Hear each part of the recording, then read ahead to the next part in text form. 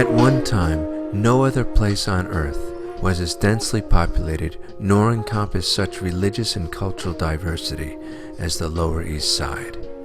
As successive waves of people landed for refuge or a dream of a better life, our religious centers of all origins gathered to save a people. Again, today's challenges are daunting. And again, we only stand a chance together. This is not about religion. It's about community.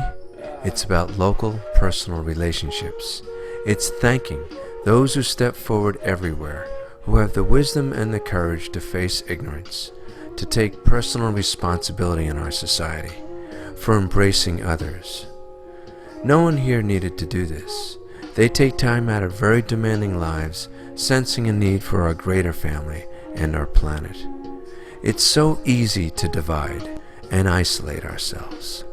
Living above and side by side, many forged a genuine knowledge of and respect for each other. Many learned that while nourishing our paths, we could move from bare tolerance to discovering that this very diversity would become our greatest strength and great joy. We've also learned that the vigilance and learning is to be sustained. Thank you for walking the talk, for practicing the preach, for your example, your inspiration. It means the world to most of us in the world. We know we can live together. We often disagree on political opinions and points of view, but that expected difference proves to be broadening, strengthening, keeps us focused on the larger picture, service. This is a story in process, another vital beginning.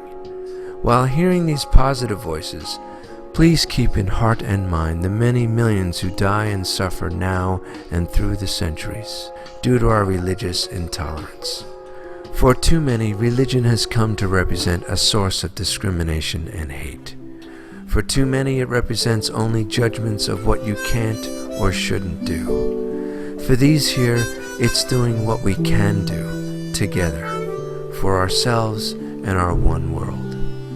When personal tragedy or illness falls, when we lose the one we love dearest, or lose a job, when we need but don't have health care, when we're from a distant land alone, or when hate arises. These are some of the humans who have taken a deep commitment to help us stand back up, hold our hand as we heal, help us belong, renew us towards better lives, and allow us an environment to sense our true personal sacred space.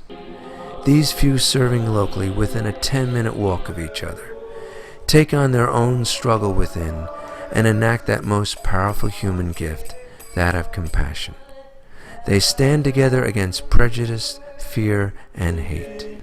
They stand up for justice, truthfulness, service to one another, for community that cares, for celebrating positive and creative lives together, part of the solutions daily.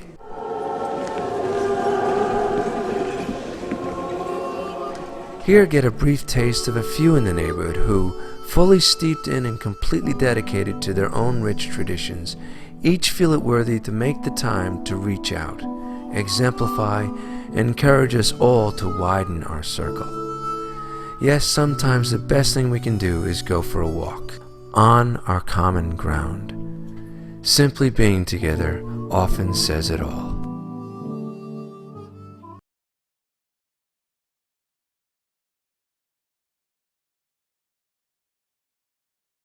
I was wildly excited meeting neighborhood clergy.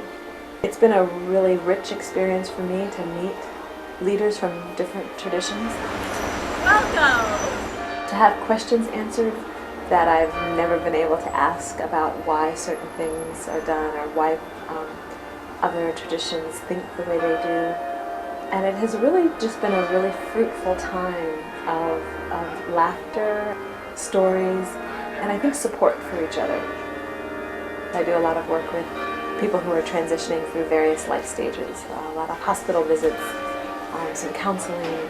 As much as we think that there are so many things that divide us, it's been a real eye-opener to learn that we're all carrying the same sort of concerns for our congregations, concerns about hunger and unemployment, concerns about families and how best to care for the people that we've been entrusted with.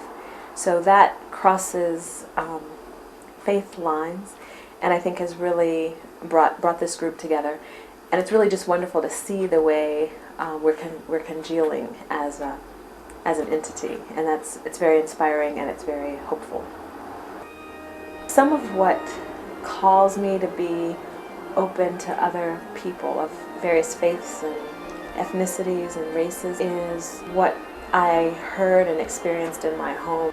There was an ethos very much steeped in our Christian faith about really loving the neighbor and what that looked like. Also, a very strong feeling that forgiveness was key to our faith. This desire to meet the other, at least halfway. My parents instilled in us also a respect for difference. And I think it's difficult to dismiss any person who is living their life, whatever that life is, with a certain degree of integrity. Whether that life is a Muslim life, that life is a Christian life, whether it's a life of poverty or a life of wealth. You know, people I think who are just moving in the world, trying to do the best they can with what they have, I just have a great respect for them. They don't have to look like me. Healthy dose of an understanding that who I am is not so great. I mean, it's special to me in the way that I assume being who someone else is special to them. Just wanting to share that and explore that keeps me open to other people.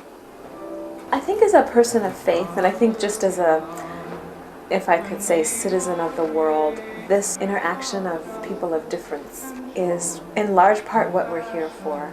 I don't think we were created to just sort of isolate ourselves and keep to ourselves and learn only about ourselves. There's no fun in that. There's no growth in that.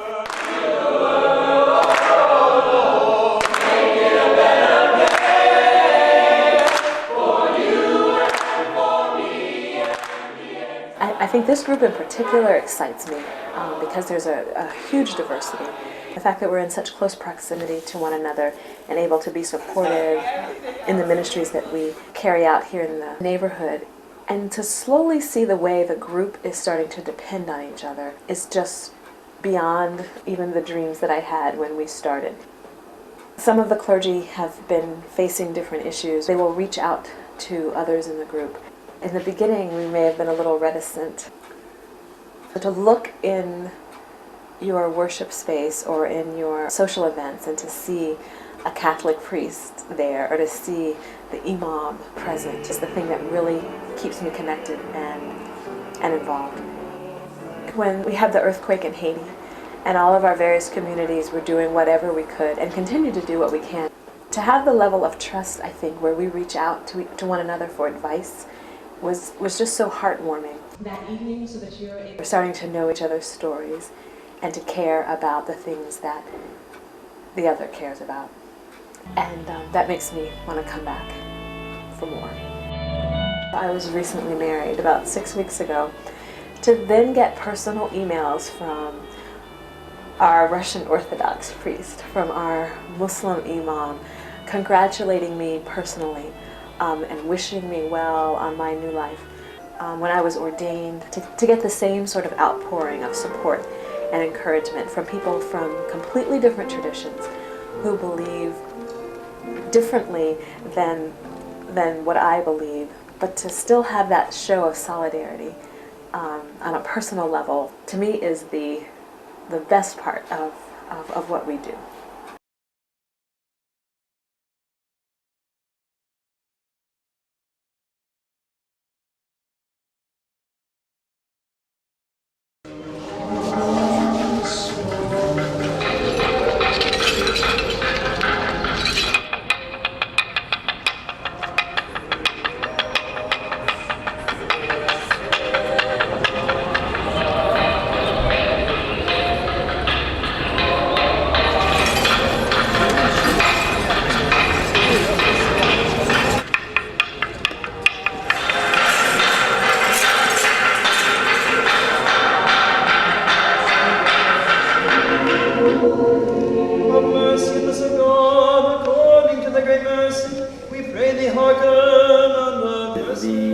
spiritual community. It's a wonderful way for all of us in the neighborhood, the spiritual leaders, to get together. Georgian priest. I was needed in the community. Great. And I saw pictures that were taken. We got a cousin that's cut off. Yeah. To work for various common goals. Praising God is with the human voice. We've supported each other for a few causes in the neighborhood.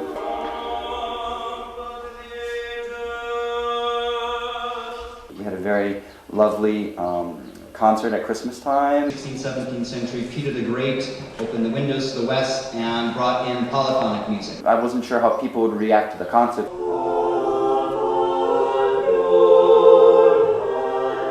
In fact, it was the people that attended it was very positive.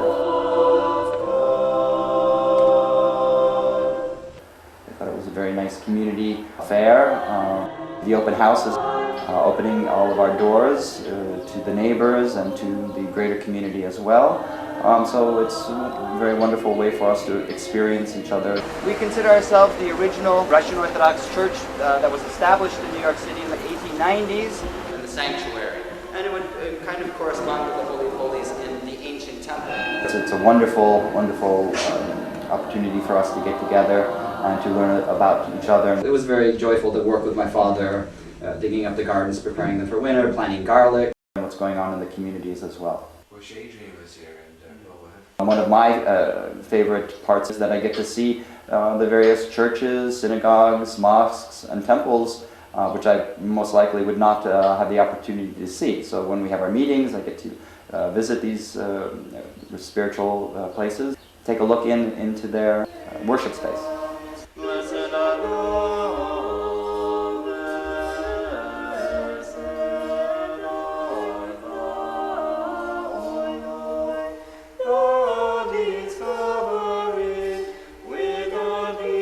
They wanted to do a concert here, and Father suggested that they do it as a fundraiser for Haiti. A discussion with the priest, the rabbi, and an imam. They do fundraising for that. They've had tunnel discussions there. The commonality of Abraham, that type of thing.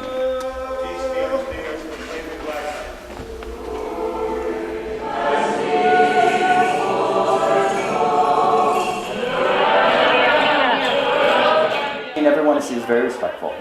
One of our parishioners, she was thinking of visiting the mosque, and he told her, well, you have to wear a skirt, and you have to cover your head. And then she spoke to the imam, and he said, oh, you can wear your pants, you don't have to wear a skirt. So I was like, okay. But I was just trying to be respectful. And the darkness comprehended it not.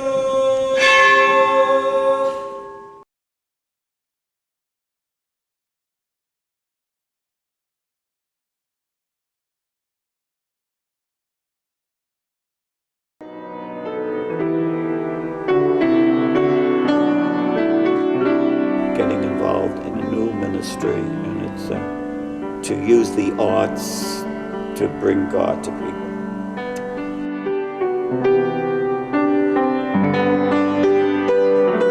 I'm sitting here in my parish on East 3rd Street, Most Holy Redeemer. I was pastor of the parish back in the 70s. Back in the 30s, I was born here. And I made my first communion here, I was confirmed here. I said my first Mass here as a Roman Catholic priest. The only thing I didn't do was get married in the church. So I'm hoping one of these days. And my family has been in this neighborhood since 1888 continuously.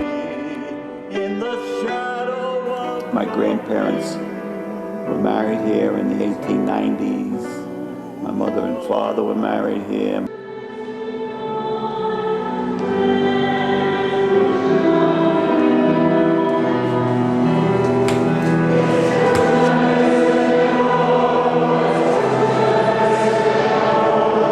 My three sisters, my brother and I, we sang in the choir.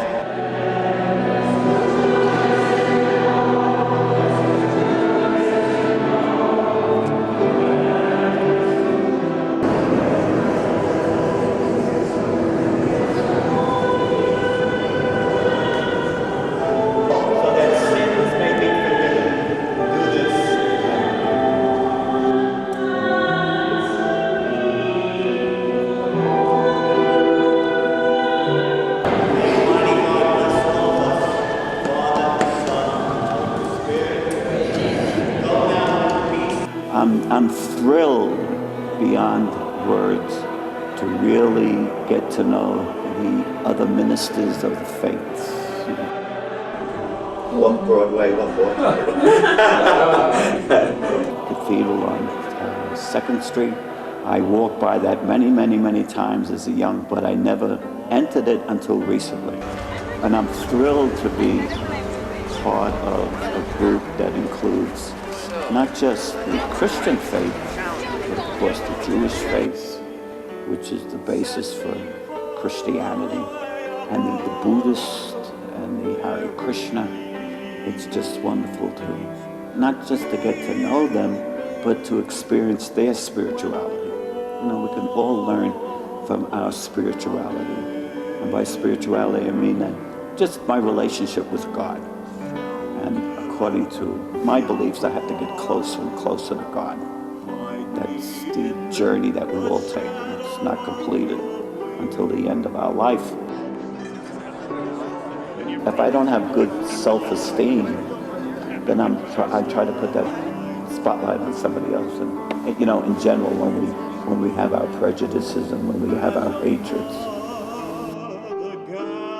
many of the wars that were fought throughout history were religious wars, and they were wars because people thought they were right and everybody else was wrong. With the Roman Catholic faith, you know, they had the Crusades where they went after the Muslims, and they wanted to take the Holy Land away from them. And if you think you're right and another faith is wrong, you could go to all sorts of extremes to prove this. One minute we say this God is an all-loving God, loves everyone, crazy in love with everyone, and the next minute he's sending half of the world population to hell. What is that all about? Or he's ignored anybody who's not Catholic. You know, to me, that's crazy. I mean, that's what I believe. But it takes a lifetime. When you grow up, your parents have a tremendous influence on you. So if they're not prejudiced, and if they open up to all sorts of people, we're going to do the same thing. But if they aren't, that stays with you. And it takes a long time to overcome that. Prejudice, I think that dies 20 years after we do. And that's got to be addressed. There's all sorts of isms.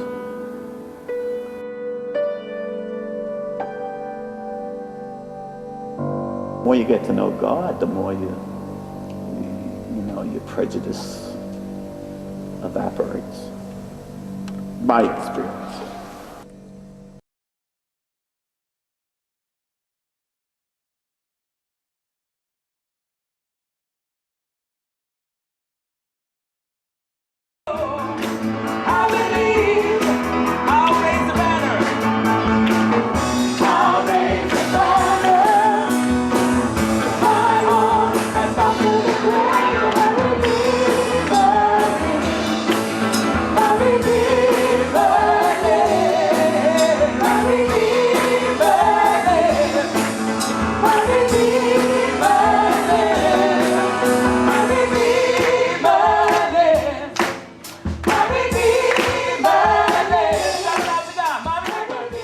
This congregation has been here for a long time, 56 years. I was born here. My mother was the accompanist of the church while she was pregnant. During the service, she started getting labor pains. My mother was the accompanist of the church, and she was getting pains of playing, and the pastor back then was looking at her and said, "You all right during the service?" She goes, "No, I think I am in labor." Left, gave birth to me, and now I'm here. Yes.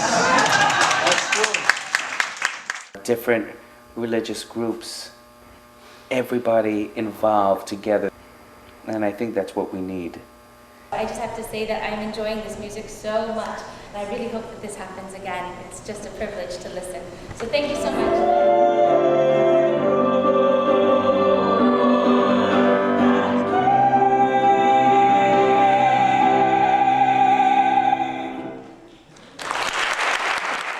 We need sharing, we need family outside of our normal family, and friendship, not be segregated.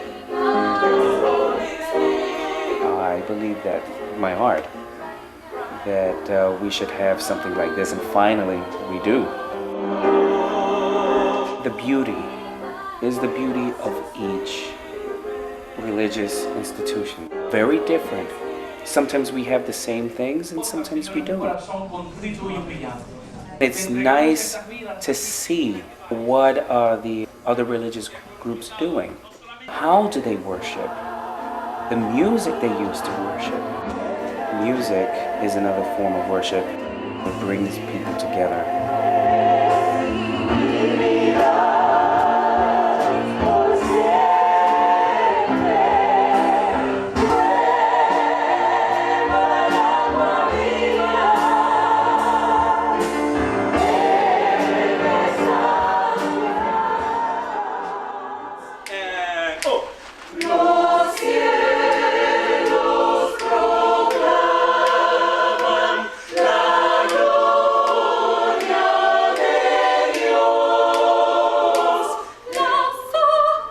Like your mouth explodes.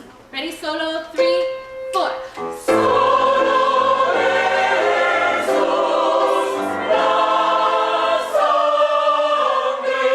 Do it again with the bass. Los cielos. 2, 3.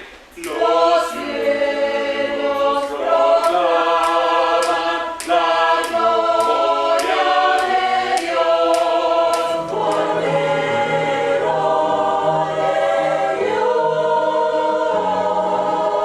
The words they use. Enseñan y exhortan, y tu poder se está moviendo por toda la tierra, porque ¿quién puede contra la mano de Dios? The different clothing. What does it mean? Some wear robes, some wear tunics, some wear shawl, some wear suits. I love that everyone has something unique about their religion, and I've learned to appreciate that. Not just my own religion and then that's it. It's more than that. I think God appreciates that. I think we all do. Embrace what we see.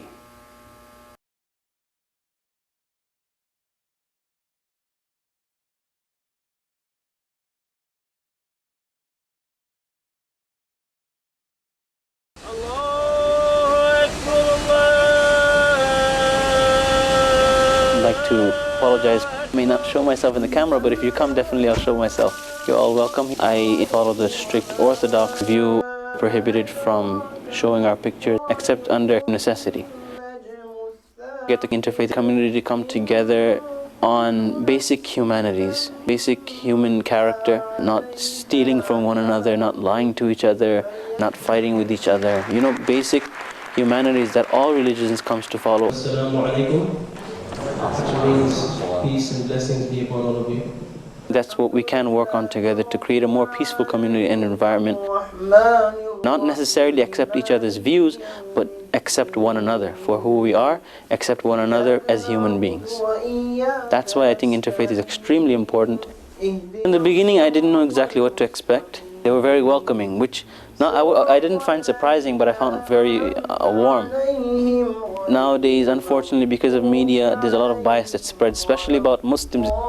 So the way that these people accepted us, the Muslim community, that itself is a very big thing, and I'm grateful for that.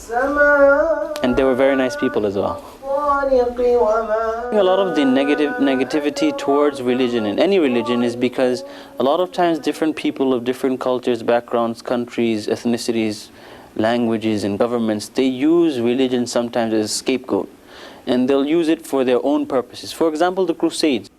That had nothing to do with Christianity. Bible didn't condone it or anything. In the same manner, many Muslim extremist groups today, they'll take verses of the Quran, which have to do with war, yes, but they'll use it for their own political gains. And the same way political leaders will take this in their advantage, if you want to say. Everyone's faith is different and everyone's belief is different. I haven't seen any religion that actually condones terror, condones violence, that condones fighting amongst one another. If I had to defend myself, yes. If someone was attacking me, yes. If someone was going to loot my wealth, yes. The better option would be forgiveness. A lot of times there's misunderstandings amongst certain congregants. The religion cannot be blamed for that. As responsible adults, we have to do research, we have to look up information, we have to find out and learn and study each other to know who we are. When you get to know someone or something, you have less fear. Know thy enemy, right? Sometimes when you get to know your enemy, then you come to understand he's more of a friend than your enemy. But because we don't know who our next door neighbor is, we tend to feel uncomfortable with them. But when we get to know them, they say, wow. After September 11th, the beautiful thing I loved about Americans, very open-minded. Americans have generally the desire to educate themselves and learn. They want to know, why are these people attacking us? Why are they enemies? Why do they hate us? So let's go and study them and see, to understand that it's not really Islam, it's really the politics in different countries against one another. When I walk around, I walk in this type of traditional clothing. I rarely see really faces of misjudgment. In school I see a lot of understanding people, you know, they come to understand who you are. It's the most important part of this interfaith, that we get to know one another. All the community, religious clerics and leaders can get together and discuss different issues and problems. If we have questions concerning each other, we can actually get it from the source itself rather than just hear, say, or read somewhere. Let's go straight to the Imam. What does he have to say about Islam? Let's go straight to the Catholic Church. Let's ask the church themselves, straight to the source. Now I can always refer to this person or that person. Or if a student comes and says, I heard that the Christians do this, I can say, you know, let me confirm it with them. It makes it much easier for us to understand ourselves.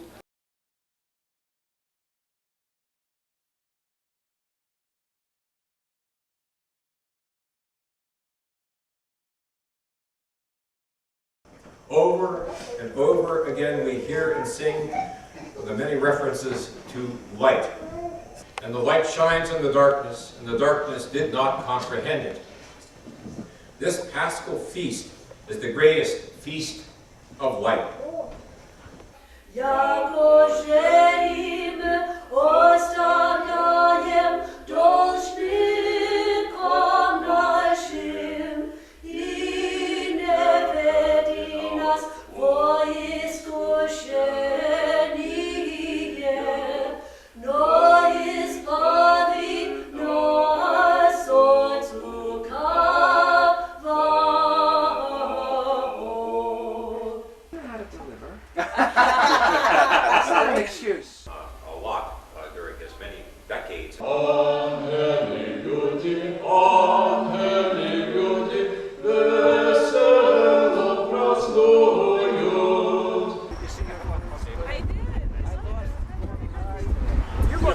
You look the most smashing. Yeah. Good. Do you have iconostasis and all? Actually, it's from Holy Russia. Well, I imagine to start your process, that would be a place to start.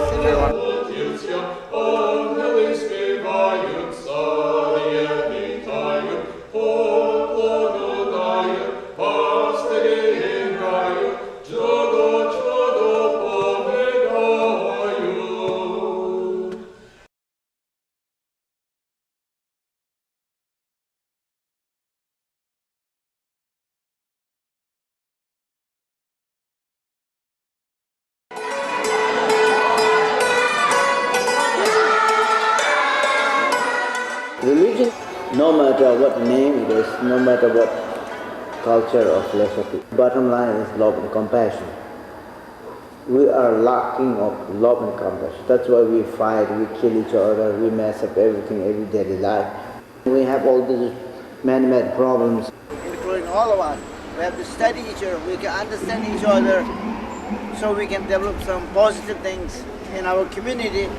Any religion, that you get some wisdom in life that benefit yourself and your community, your friends, your neighbors. And they were like, no, sorry, we can't sell this cloth to you. Hi, sorry, how are you? We missed you last time. My religion your religion. Doesn't have to be. It's philosophically they have some, but bottom line, love and compassion has no color. It's called universal.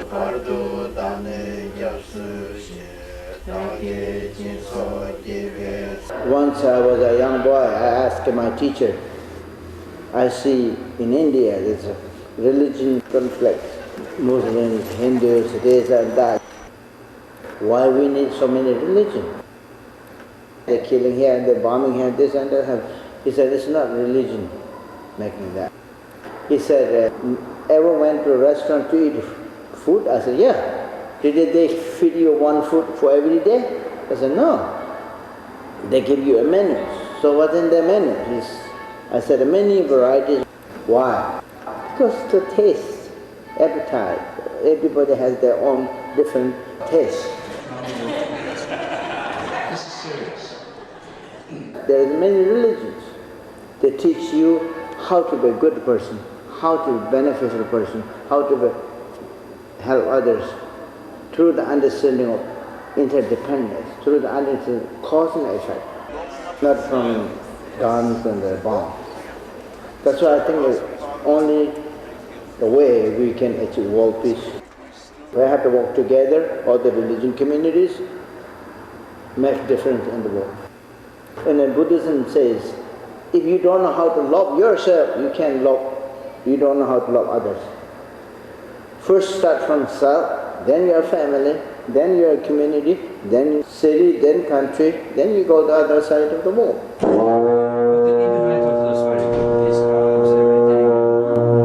Everybody we work together, how to solve the problems, how to teach the kids not to use a gun, not to kill, not to hate.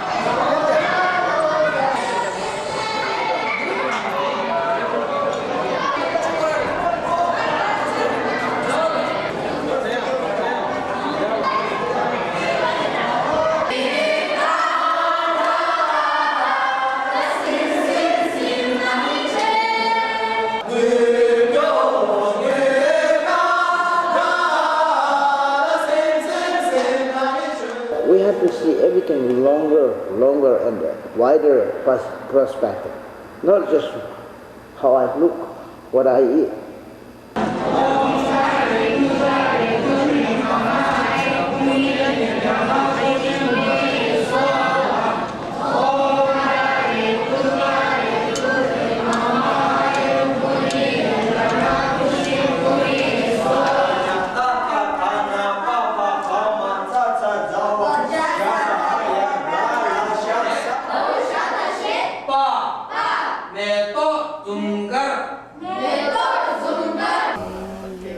Interfaith is a very important way to bring the friendship connected together. I want to say thank you very much for working together, continue more development in the community. So something happening in our community, we can help each other through our groups. It's wonderful. We can help anyway.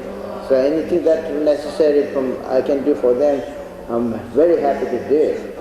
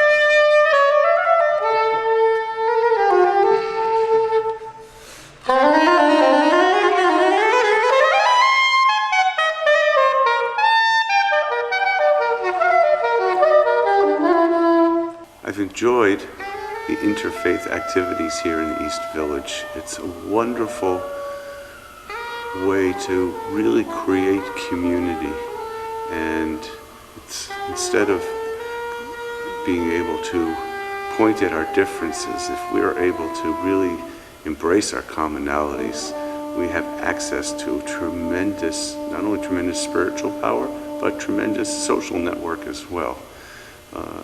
And it really creates a neighborhood.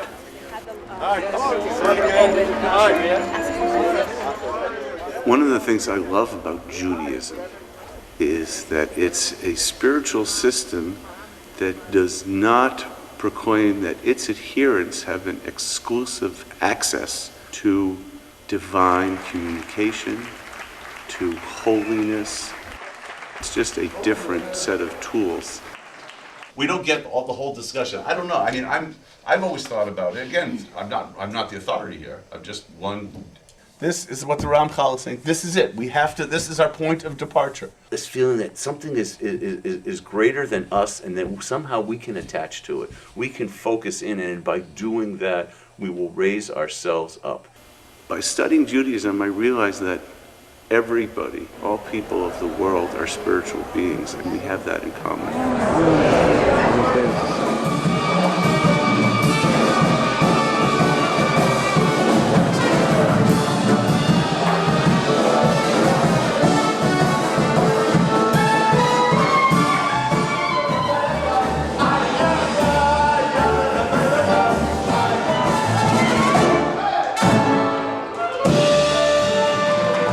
Music is another thing that we have in common.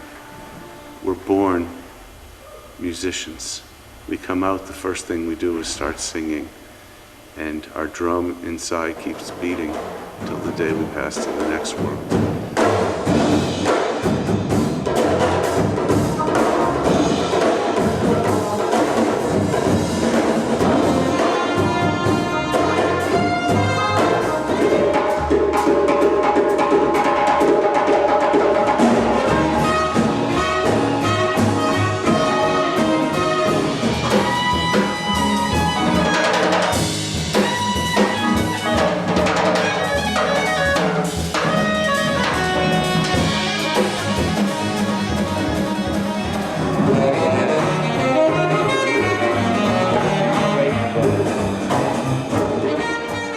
Embracing the music from various cultures and finding out as much as I can about how people in the world make music and how music relates to their daily life enables me to learn more about myself and find ways to make connections with people that ordinarily would seem inaccessible to me.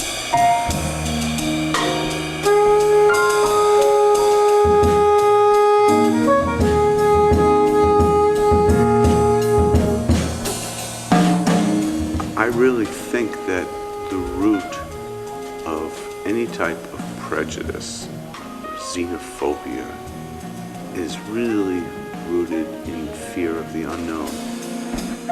If we get to know each other, we find that a lot of our baggage is no longer necessary to carry around with us. Once we put our baggage down, we have our hands open to embrace each other. Isolated things. I mean, people wouldn't draw the same conclusion to someone of another faith and try to typecast.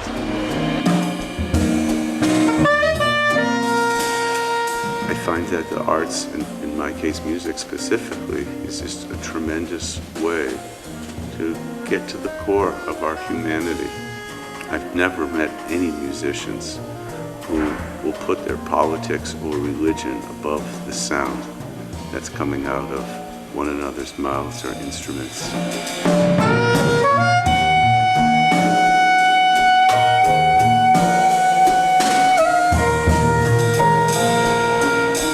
As long as we just keep singing and playing together, I think that we'll be able to really change the world, one neighborhood at a time.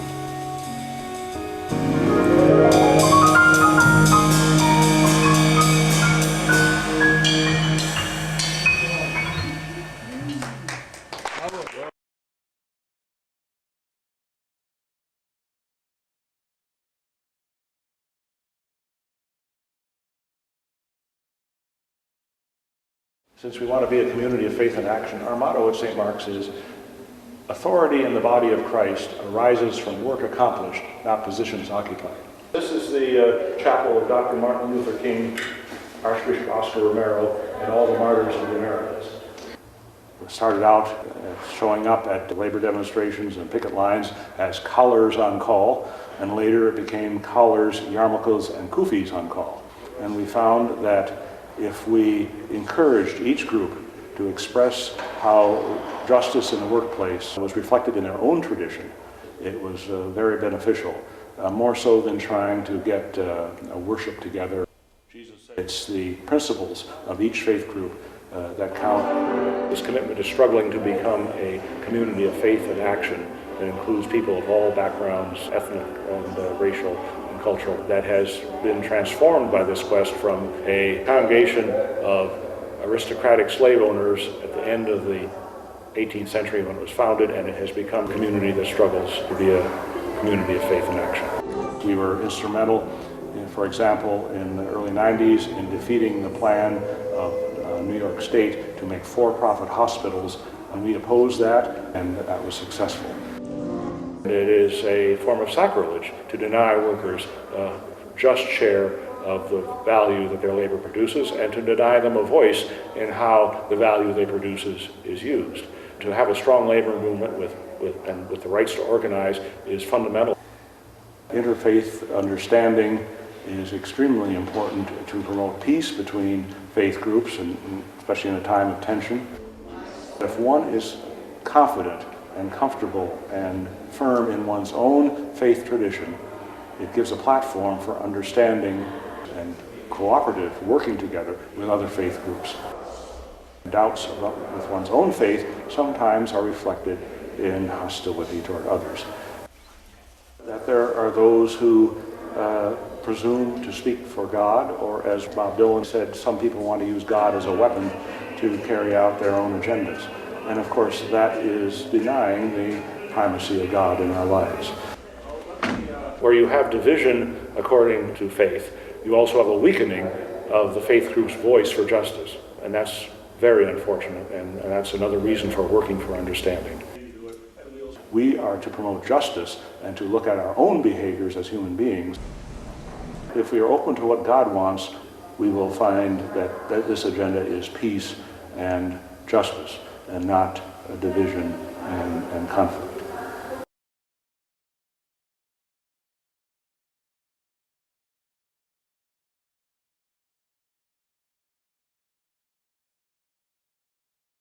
Weeks ago, a friend of mine, an old friend, came to visit us and studying about that good old way, and you shall wear the starry crown, good Lord, show me the way. It was really funny to walk into this parlor in a beautiful Orthodox church, and there are a bunch of guys in black.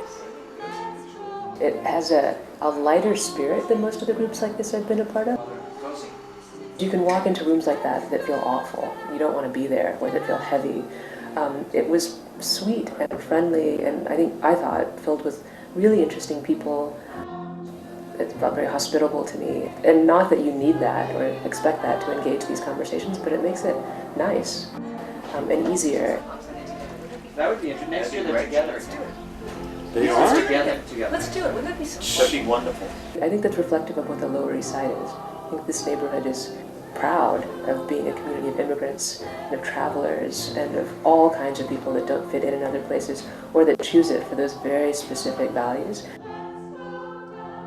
In the midst of profound struggle, I don't want to make light of poverty and suffering and conflict in these neighborhoods. It's really cool because they were a step on the underdog. I was raised in communities that were religiously diverse, within which my family clearly was closer to these people that were of different faiths than we were as Christians, than they were to many of our fellow Christians.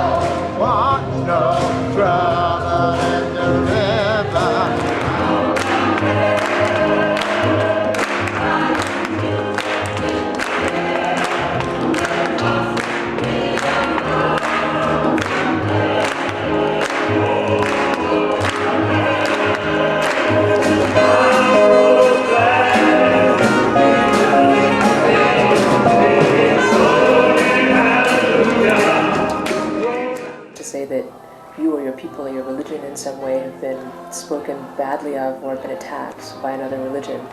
In India, it's an easy way to gather a rally. Gods are not of religion. Religion is not necessarily a god. I wish it always were. Religion is our attempt to reach God, to speak with God, to discern God in the world around us. It is as easily abused as any other construct of society, including our political systems or our ethnic identities or other points of identity. Personally, I am someone who is deeply moved by the life of faith. It doesn't feel like an intellectual assent as much as something that is true in my life. When I decided that I wanted to follow a religious path, it seemed, and it still seems to me, that I have often more in common with people who also choose to follow a religious path, regardless of what that religious path is. We seek God in different ways, we seek the divine in different ways, we discern that truth in different ways. We seek God, and there's such beauty and richness in the traditions of the world that I find it hard to understand why anyone who took religion seriously wouldn't take all faiths quite seriously and seek the deepening of their own faith by engagement with other traditions. Do you ever find yourself around this like, well, what is anxiety tonight?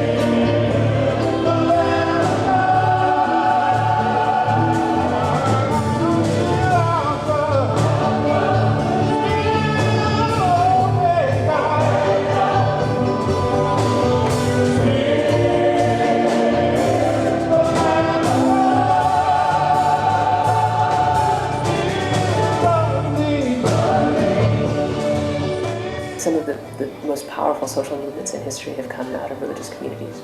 And that's not by chance. It's because religion can cause us to dream and hope and believe in things that seem impossible in the natural world around us.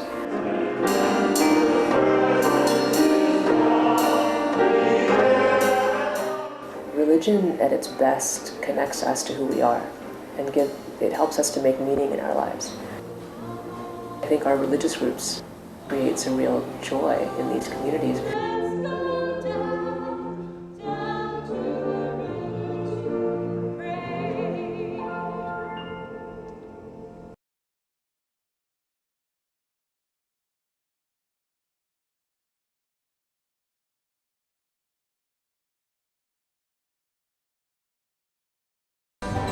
This little light of mine, I said I'm gonna let it shine. Well, this little light of mine, I'm gonna let it shine. This little light of mine, I'm gonna let it shine. Let it shine, let it shine, let it shine. The Catholic Worker began here in New York City with Dorothy Day and Peter Moore. Houses of hospitality, working on the land, roundtable discussions, and a newspaper. In May 1st, 1933, they started handing out the very first Catholic Worker. And it's the same newspaper that we continue today. Every day we have a vegetarian option. We serve meals during the week, and showers and clothing room, pantry. It's still continue the soup line. We try to have open hospitality so that anybody who is hungry or needs something can come in, and we try to do our best to provide. We also practice precarious poverty, which Dorothy Day had wrote about. We don't store away the money for hard times, that we give away any excess money. And we keep only enough money that will get us by or pay our rents for the next 3 or 4 months. And the rest we try to share and give away. It's very much an attempt to live in poverty and be close to the poor and to live without security and to do our work from that position. For the most part, we're not for profit. We don't have any status with the government for being tax exempt or aid. We have no formal connections with the Catholic Church. It frees us to do and to just decide to do what we want to do and how we want to do it. Generous and the works of mercy, feeding the hungry and sheltering the homeless and caring for the sick and elderly and visiting the prisoner. And protesting is one of the spiritual works of mercy. Singing for those who can't. I'm gonna let it shine. Singing for those who can't. Said you wouldn't make fun. I'm gonna let it shine. Singing for those who can't. I'm gonna let it shine. A lot of our work today is focused on not just on the newspaper, but also on the daily hospitality and protesting war and activism against injustice.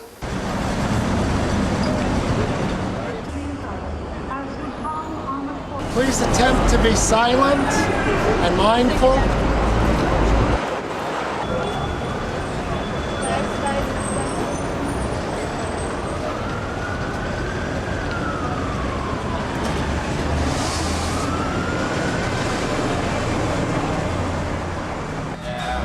This is a very simple plea.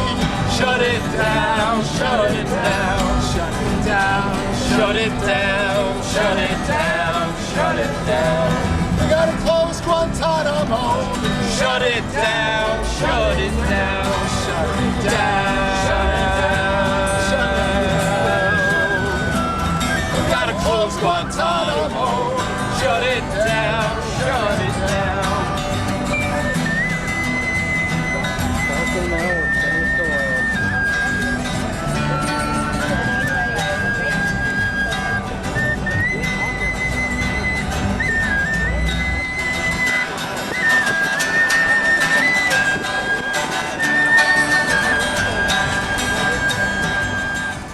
I think Adrian said one time, these meetings are not just meetings. I mean, meetings could be dreadful. She said, really, this is the highlight of this is one of the highlights of my month, to be able to sit in a room full of such, wonderful people. All the different faiths that we have together.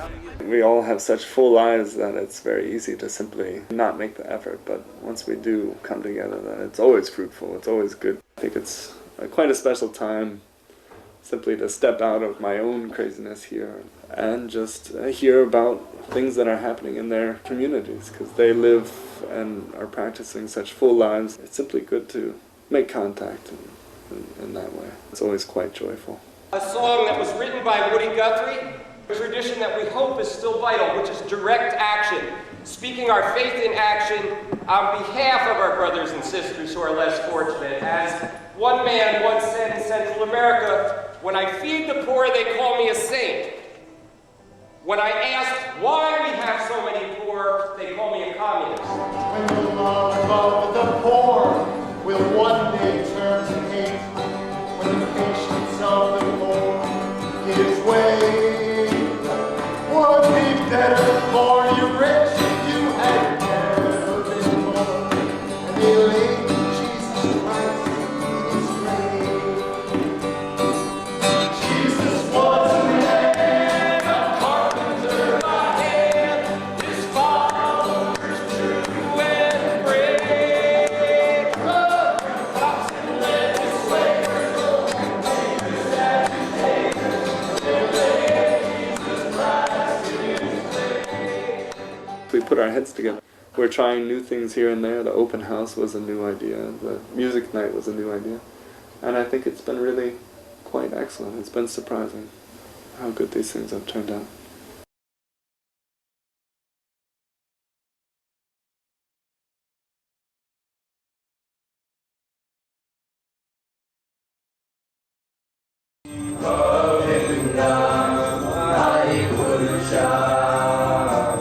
The International Society for Krishna Consciousness, which was started in 1966. We are all living in the same neighborhood. All of a sudden, it's a new circle of friends that I gained. Now, when I walk down the streets, once in a while I run into a rabbi or a priest or an imam, and I know him. The ultimate goal of life that's worth achieving is love of God. There's a commonality we have. To share that with more people in an intimate way, that gives quality of life, which is then a very wonderful antidote to the isolated individualism. Three names of God, whom we call Krishna. Krishna means the all-attractive, Rama is the embodiment of our pleasure, and Hare is the pleasure potency of God, which is the female aspect of God. So it's a simple prayer, just to simply be engaged. It's a prayer for service, to be engaged in service of God and of mankind.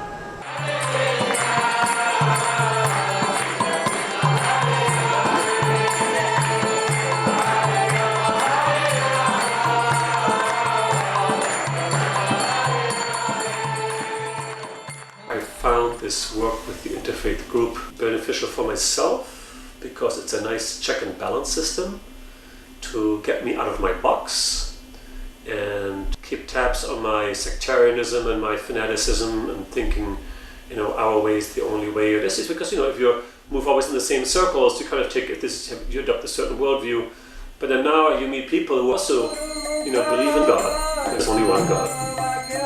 And they have a very different style of worship.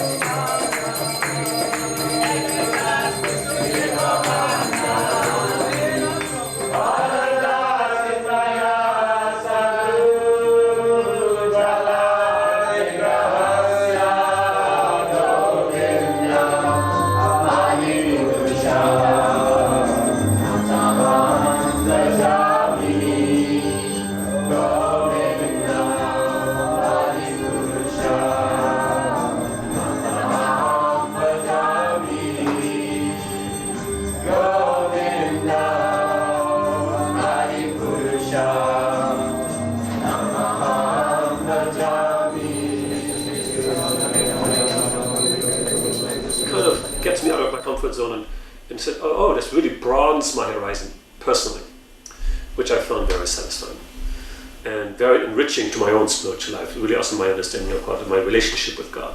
Om Namo Bhagavate Vasudevaya.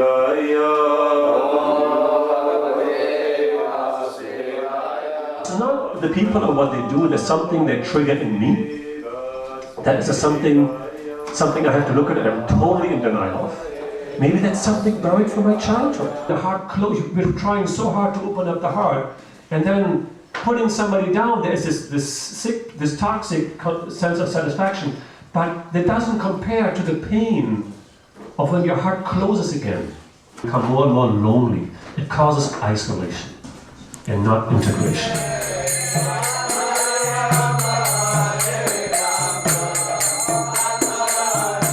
Yes, we all have different faiths and we have a different type of worship, but we can still be friends.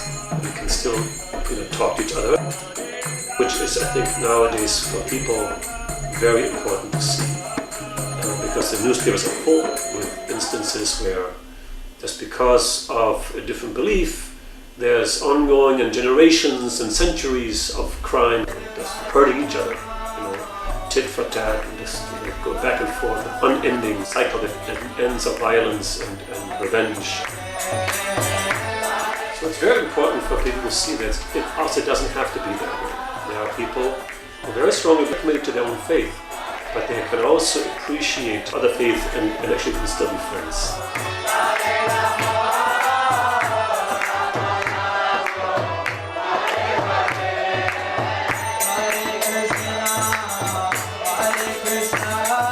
Great saints, if you study lives of great saints in all traditions, I don't think that they caused a lot of violence. They were more harmonizers. They could really see how humanity could be united rather than divided.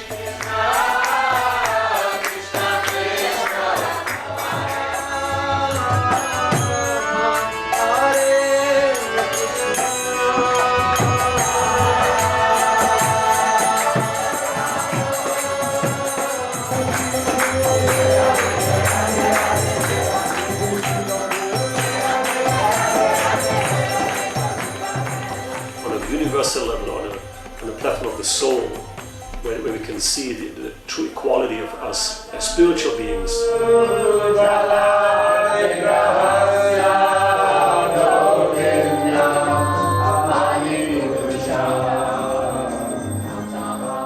I think that's a very powerful message and it's very healing for the planet.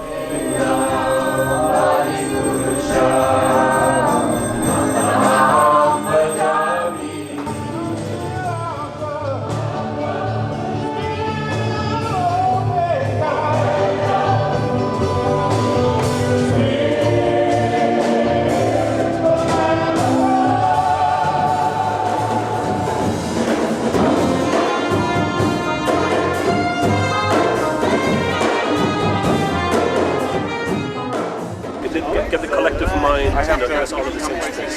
So I come on Friday afternoon. Yeah. We have a meeting together.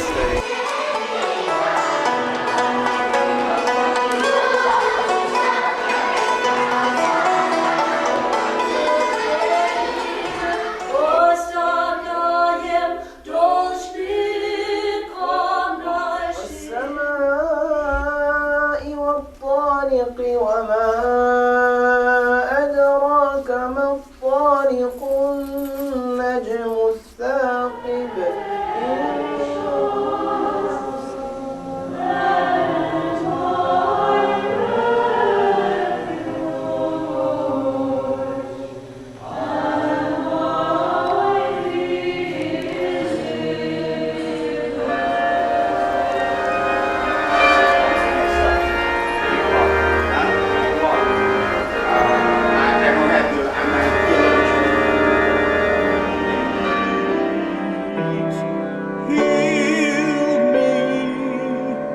when I call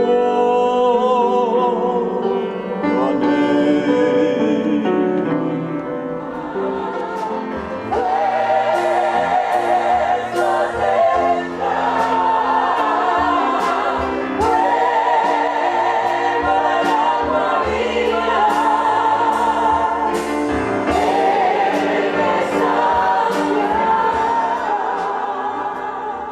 So I'm looking forward to your emails.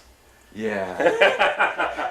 Yeah. I didn't say, I didn't specify the email. Down at Guantanamo, I'm gonna let it shine, let it shine, let it shine, let it shine. In front of the White House, I'm gonna let it shine. In front of the White House, I'm gonna let it shine.